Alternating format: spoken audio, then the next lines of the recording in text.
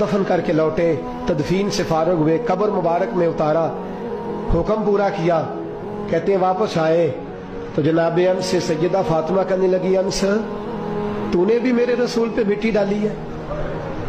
انس تیری جرت ہو گئی تھی؟ فرماتے اس وقت فاطمہ کا پہلا آنسو گرا اور پھر 6 مہینے حضور کے بعد حیات رہی، میں نے اس کے آنسو ہی گرتے دیکھے، لوگ سو جاتے وہ حضور کے روضے پہ جا کے بیٹھ جاتی، کہتے میں سمجھاتا بہلاتا، لیکن فاطمہ کہتی علی صبر اپنی جگہ، کرم اپنی جگہ، اور میں تجھے کیا بتاؤں، بہن بھائی پہلے سارے چلے گئے، والدہ پہلے چھوڑ گئی، اب حضور علیہ السلام نے بھی پردہ ڈال لیا ہے، مجھے چار اور جانب کچھ دکھائی نہیں دیتا۔ کہتے ہیں 6واں مہینہ تھا حضور کے وصال کو،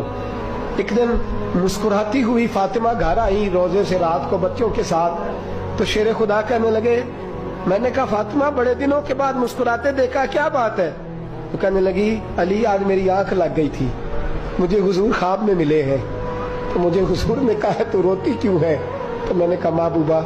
میرا دل نہیں لگتا، تو فرمایا بیٹی تیاری کر تو میرے پاس آنے والی ہے۔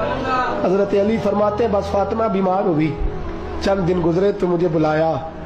کہنے لگے علی وقت جانے کا آ گیا ہے، یہ علی کے گھر کی ہے عزت علی سے سنتے، نبی کے گھر کی ہے عزت نبی سے سنتے، وہ جس نے معزز کیا گھرانے کو،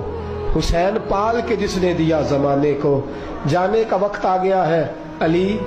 پہلی بات تو یہ ہے کہ حضور کی نواسی جناب امامہ سے شادی کر لینا، وہ حضور کو بڑی پیاری ہے، اور دوسری بات یہ ہے کہ میرے حسن حسین ان کا خاص خیال رکھنا، اور تیسرے لفظ کہے تو حضرت علی تڑپ کے روئے، کہنے لگی میں نے وقت گزارا ہے، آپ کی حقوق میری ذمہ داری تھے، میں انسان تھی بھول جاتی تھی، اگر مجھ سے کہیں کوئی کمی رہ گئی ہو تو مجھے رضائے الہی سے درگزر کرنا، کہیں میں حضور کے سامنے جا کے شرمندہ نہ ہو جاؤں۔ شیر خدا کرم اللہ تعالیٰ وجہ الکریم فرماتے ہیں میں نے ہاتھ تھاما اور میں نے کہا فاطمہ علی کا بڑا مرتبہ تھا، پر جو تیری نسبت سے کمال تھا وہ تیرا ہی تھا، تو کیسی بات کرتی ہے، تو نے تو حد کر دی، شہزادی ہو کے میرے گھر میں خادموں کی طرح رہی۔ حضرت فاطمہ رضی اللہ تعالیٰ عنہا کا دوسرا حکم یہ ہوا کہ مجھے رات کو دفنایا جائے، اور فرمایا میرے پہلے مدینے میں ایسا نہیں ہوتا تھا، یہ حضرت فاطمہ نے سب سے پہلے کہا، فرمایا میری چارپائی کے ساتھ لگا کے نا شاخیں،